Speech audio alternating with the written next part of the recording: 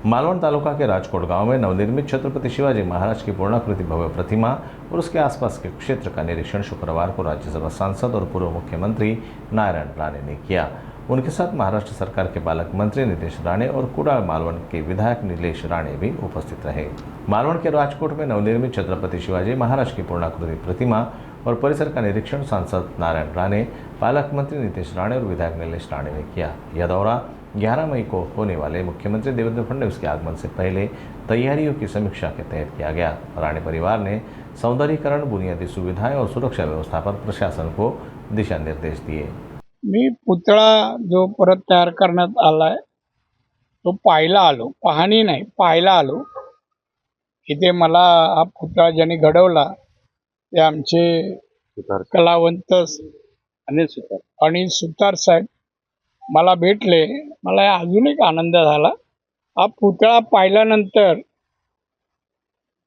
खरा महाराजांचा पुतळा कसा असावा व भविष्यात जर उदाहरण द्यावं लागलं तर मालवणच्या या पुतळ्याचं द्यावं लागेल। एवढा सुबक, सुंदर, देखणा असा हा पुतळा आहे।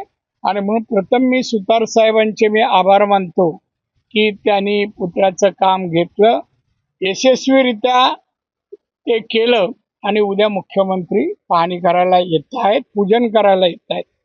आता साहेबांशी आम्ही चर्चा केल्यानंतर महाराजांच्या पुतळ्यालगतचा परिसर कसा असावा तसा एक ते प्लॅन देत आहेत। एक तर या भिंतीची उंची कमी करून महाराजांच्या पुतळ्याकडून चारी बाजूला समुद्र दिसावा, 3 बाजूला असं आम्ही भिंत उंची आम्ही त्याची कमी करायचा प्रयत्न आहे। आणि आजूबाजूला एक तर समुद्रातून बोटी पुतळ्यापर्यंत याव्या, तिथे जेटी असावी आणि बाकीचा परिसर अतिशय सुंदर लँडस्केपिंगनी केला जावा असं कलेक्टर म्हणजे राज्य सरकार आणि आम्ही लोकप्रतिनिधी मिळून, मालवणकर मिळून आम्ही हे सुशोभीकरण पुतळ्याच्या आजूबाजूचं करायचा निर्णय घेतलाय।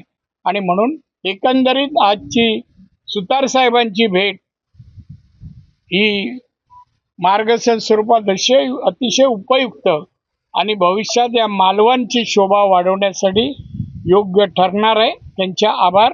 आणि तुम्ही चांगल्या कामासाठी हा जो प्रसंग आहे हे आमचं इंटरव्ह्यू आहे लोकांपर्यंत पोचवावं, यानंतर राजकीय प्रश्न विचारू नये असं मला वाटतं।